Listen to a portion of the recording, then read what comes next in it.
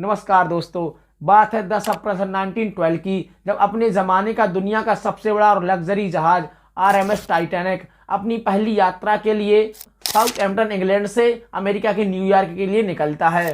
उस टाइम का ये इस दुनिया का सबसे बड़ा जहाज इसलिए है क्योंकि जहाज की लंबाई है 269 मीटर, जहाज की ऊंचाई है 53 मीटर, जहाज की चौड़ाई है 28 मीटर, जिसका टोटल वेट है 52,000 टन, जो 10 मंजिला ऊंचा है। शिप की कमांड है 62 साल के सीनियर कैप्टन एडवर्ड जेम्स के हाथों में। और जब यह शिप अपनी पहली यात्रा के लिए उस टाइम पर निकलता है, तो उस टाइम की दुनिया के सबसे रिच मैन जैकब ए स्टोर भी इस शिप में सवार हैं और इनके साथ में 2024 पैसेंजर्स भी इस शिप में इंग्लैंड से न्यूयॉर्क जा रहे हैं। और यह शिप उस टाइम का सबसे लग्जरी शिप भी है, होगा भी क्यों नहीं, क्योंकि उस समय इसमें जो फैसिलिटी थी वह 7 स्टार होटल से कम नहीं थी, जिसमें एक ocean wood panel, steel glass की खिड़कियां, हीटिंग स्विमिंग पूल, 2 बड़े बड़े खेल ग्राउंड, इलेक्ट्रॉनिक बाथ, चिमनीदार guest room, Turkish bath, gym, 2 hair cut salon, 4 restaurant और 4 लिफ्ट। दुनिया का सबसे लग्जरी जहाज होने के साथ साथ ही जिस कंपनी ने इसे बनाया था व्हाइट स्टार लाइन, उसके मालिक फिलिप्स फ्रैंक ने दुनिया के सामने आकर के कहा था कि यह जहाज अनसिंकेबल है, ये जहाज कभी भी नहीं डूबेगा, चाहे कोई भी आपदा आ जाए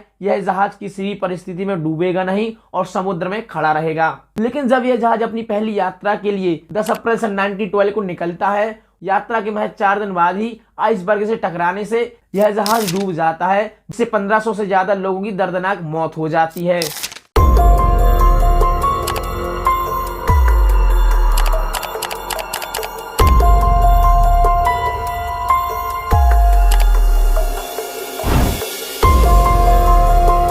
तो चलिए शुरुआत बिल्कुल स्टार्ट से करते हैं। बात है सन 1907 की, जब इंग्लैंड सरकार ने सोचा कि हम कोई ऐसी शिप बनाए जो अभी तक वर्ल्ड में ना बनी हो, तो इन्होंने एक इंजीनियर्स की टीम को तैयार किया और एक मीटिंग बुलाई। उस मीटिंग में RMS टाइटैनिक का नक्शा तैयार किया गया और 31 मार्च 1909 में अर्लैंड वर्ल्ड शिप यार्ड में शिप को बनाने का काम शुरू हो जाता है, जिसमें लगभग 3000 इंजीनियर्स ने शिप को बनाया और 2 मजदूरों की शिप बनाते टाइम एक दुर्घटना के चलते दर्दनाक मौत हो जाती है और सन 1912 में यह शिप बनकर के तैयार हो जाता है। उस टाइम पर शिप बनाने की कॉस्ट $7.5 मिलियन आई थी, तो आज के समय में $450 मिलियन के बराबर है। मार्च 1912 को इस शिप को टेस्टिंग के लिए भेजा जाता है, जिसमें यह शिप सफलतापूर्वक पास हो जाती है।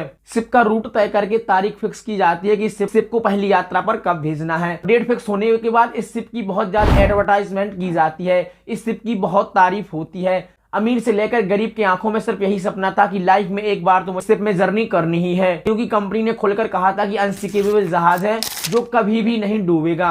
लेकिन शिप की जो टिकट थी वह बहुत महंगी थी। शिप की टिकट को 3 बर्थ में कन्वर्ट किया गया था, A, B और C।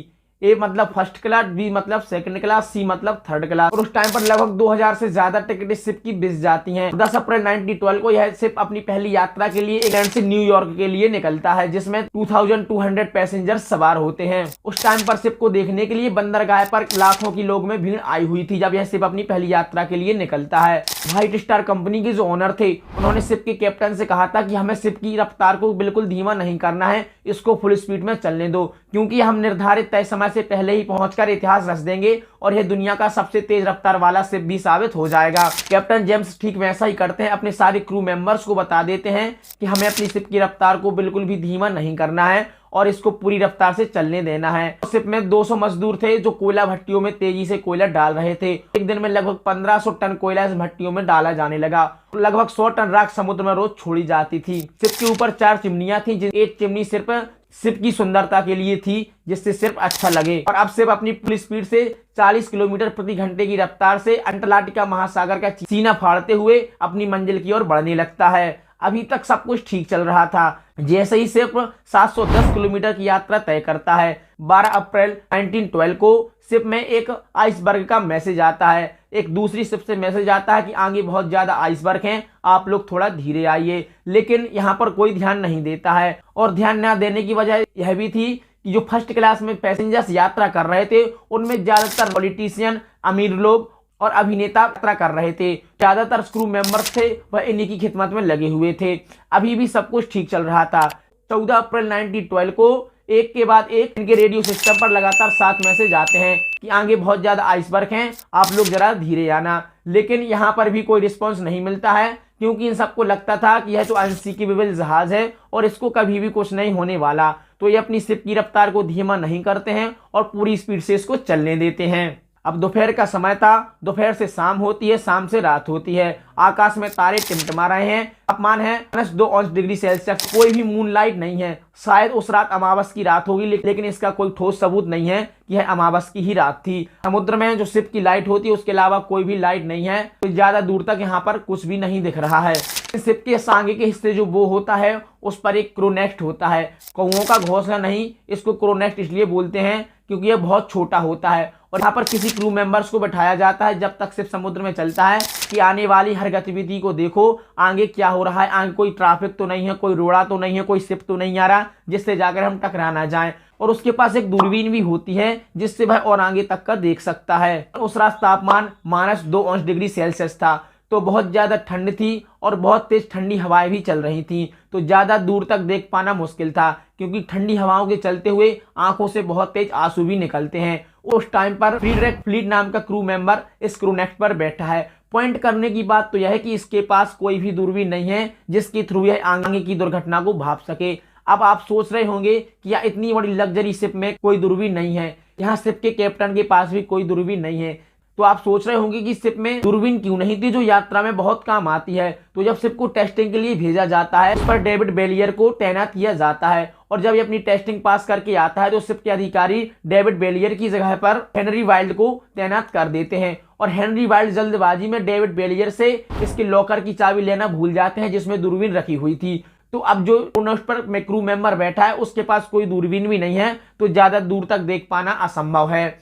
अब रात के 11:39 पर यह क्रू मेंबर क्या देखता है कि हमारे सामने एक बड़ा सा आइसबर्ग आ गया है। ये तुरंत ही वहां पर लगी हुई 3 बार घंटी को बजाता है और अपने टेलीफोन उठाकर के सीनियर ऑफिसर को इन्फॉर्म करता है कि हमारे सामने एक बड़ा सा आइसबर्ग है, शिप को जल्दी से टर्न करो। तो सीनियर ऑफिसर इंजन रूम को कमांड करते हैं कि शिप को जल्दी से लेफ्ट साइड में टर्न करो, लेकिन जब तक सिर्फ 10 सेकंड का ही समय था और शिप की स्पीड इतनी ज्यादा तेज थी कि 10 सेकंड में शिप का मुड़ पाना मानो असंभव ही था और पलक झपकते ही शिप जाकर के आइसबर्ग से टकरा जाता है। आपको बता दें कि आइसबर्ग जितना पानी के ऊपर होता है उससे 100 गुना ज्यादा पानी के नीचे हो जाता है और जिस आइसबर्ग से यह टकराया था यह लगभग 400 वर्ग फीट चौड़ा था। साइंटिस्ट के अकॉर्डिंग इसका वजन 1.5 मिलियन टन था और इसकी जो ऊंचाई थी वह शिप के क्रोनेक्ट तक जा रही थी।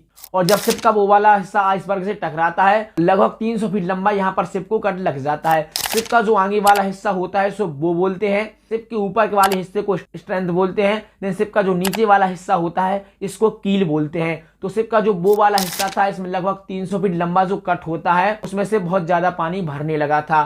शिप के captain James Smith emergency meeting बुलाते हैं और शिप का नक्शा निकाल करके जब इसको स्टडी करते हैं तो पता चलता है कि यह शिप तो डूब जाएगा। यह हैरान करने वाली बात थी क्योंकि यह शिप तो अनसिंकेबल था जो कभी नहीं डूबेगा, लेकिन जब स्टडी करने के बाद पूरा पता चलता है तो निष्कर्ष सही निकलता है कि यह शिप तो डूब जाएगा। लेकिन ज्यादातर पैसेंजर्स को विश्वास नहीं होता है क्योंकि जब कंपनी ने एडवर्टाइजमेंट की थी तो बड़े बड़े वर्ड्स में लिखा था अनसिंकेबल, कभी ना डूबने वाला जहाज, क्योंकि इसमें सेफ्टी फीचर ही इतने खास थे। जो 2 सेफ्टी फीचर थे वह इस शिप के बहुत ज्यादा खास थे। नंबर 1 डबल बॉटल हल। शिप का जो नीचे वाला हिस्सा होता है इसको हल बोलते हैं जो पानी में रहता है, तो इसकी डबल लेयर थी। अगर किसी कारणवश एक लेयर में छेद हो जाता है, पानी भरने लगता है, तो जो ऊपर वाली लेयर है वह हमें बचा लेगी। और इसके साथ साथ जो दूसरा वाला फीचर है वह तो बहुत ही कमाल का है। इस डबल बॉटम हल के बीच में जो खाली स्थान है, स्पेस है, उसमें इसको 16 अलग अलग कंपार्टमेंट में बांट दिया जाता है। इन 16 कंपार्टमेंट को इस तरह से बनाया जाता है कि अगर एक कंपार्टमेंट में किसी कारणवश पानी भर भी गया तो दूसरे में नहीं जाएगा। सपोज मान कर चलिए कोई एक बड़ा हॉल है, हॉल में 16 कमरे बना दिए जाते हैं। अगर चोर किसी एक कमरे में घुस जाए तो दूसरे कमरे में नहीं जा सकता। ऐसे ही इस हल को 16 अपार्टमेंट में बांट दिया जाता है और एक अपार्टमेंट में अगर पानी भर भी गया तो दूसरे अपार्टमेंट में पानी कहीं से भी नहीं जाएगा और शिप आराम से चलता रहेगा। लेकिन जो शिप टकराया था यह साइड से टकराया था जहां पर सिर्फ सिंगल लेयर ही थी। तो जब इसको स्टडी किया जाता है तो पता चलता है कि जो सिंगल लेयर है साइड से टकराया है उसके थ्रू इसमें बहुत ज्यादा पानी भरने लगा है। और अगर 16 में से 4 अपार्टमेंट में पानी भर भी जाए तो शिप नहीं डूबेगा। लेकिन जब स्टडी करने के बाद पता चलता है तो ये देखते हैं कि इसमें से 16 में से 6 अपार्टमेंट में पानी भर चुका है और पानी भरने की कैपेसिटी सिर्फ 4 अपार्टमेंट को ही है और यह शिप अब डूब जाएगा, इसको कोई नहीं बचा सकता।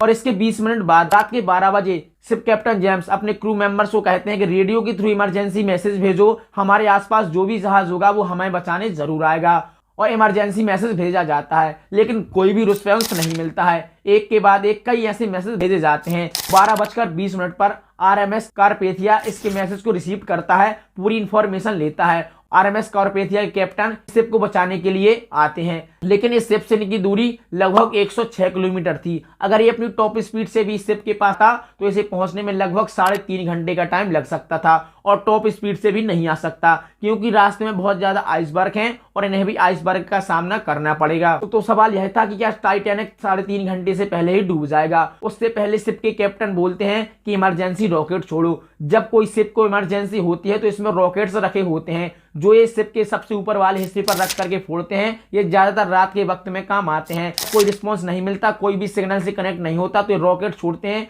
जो आसपास के जहाज होते हैं वह देखते हैं, उनकी मदद करने के लिए जरूर आते हैं। तो ऐसे इमरजेंसी रॉकेट छोड़े जाते हैं, लेकिन इस पर भी कोई रिस्पॉन्स नहीं मिलता है। हालांकि इस शिप के सबसे करीब महज 37 किलोमीटर पर एसएस कैलिफोर्निया नाम का एक शिप था। इस पर बैठे क्रू मेंबर्स इस रॉकेट्स को देख रहे थे। ये जाकर के अपने कैप्टन को सूचित करते हैं कि देखो हमें इमरजेंसी रॉकेट्स दिख रहे हैं। तो शिप के कैप्टन स्टैनली लियोट अपने केबिन से बाहर आकर के देखते हैं और ये उनसे बोलते हैं कि यह तो आरएमएस टाइटैनिक है और यह अनसिंकेबल है, इसको कुछ नहीं होने वाला। ये अमीर लोगों की शौक है, इसमें ज्यादातर अमीर लोग यात्रा कर रहे हैं तो यह जश्न मना रहे हैं। और इनके जो क्रू मेंबर्स होते हैं इनको भी अपने कैप्टन की बात जम जाती है और यह भी इनकी बात मान जाते हैं। जब टाइटैनिक के कैप्टन जेम्स को कोई रिस्पॉन्स नहीं मिलता है तो इमरजेंसी सायरन बजवाते हैं और अब सबको पता चल जाता है कोई बड़ा हादसा हो गया है। चारों तरफ अफरा तफरी मच जाती है। अगर कोई किसी से पूछता भी है तो उसे बताने का टाइम भी नहीं है, लेकिन कुछ लोग तो निश्चिंत होकर अपने रूम में सो रहे थे। उनको पता था कि यह शिप तो अनसिंकेबल है और किसी को कुछ विश्वास भी नहीं होता है। अब सभी लोग शिप के ग्राउंड फ्लोर पर जाते हैं और वहां कैप्टन बोलते हैं कि यह शिप डूबने वाला है, हमें इसको खाली करना पड़ेगा। शिप के कैप्टन बोलते हैं कि हमें अपना लगेज यहीं छोड़ना पड़ेगा क्योंकि लाइफ बोट में ज्यादा से ज्यादा पैसेंजर बैठ सकें। लेकिन जो अमीर लोग होते हैं वह अपना कीमती सामान लेकर के आ जाते हैं। शिप के रूल्स के अकॉर्डिंग महिलाओं और बच्चों को पहले प्राथमिकता दी जाती है। उसमें भी जो फर्स्ट क्लास में यात्रा कर रहे थे उन महिलाओं और बच्चों को लाइफ बोट्स में पहले बिठाया जाता है। हर एक लाइफ बोट में पैसेंजर्स बैठने की कैपेसिटी 65 है, लेकिन जो सबसे पहली लाइफ बोट उतारी जाती है अफरा तफरी के चलते सिर्फ इसमें 28 पैसेंजर्स को ही बिठाया जाता है। इस लाइफ बोट्स को आधे ही भर करके नीचे उतार दिया जाता है। ऐसे ही धीरे धीरे लाइफ बोट्स नीचे उतारी जाती हैं।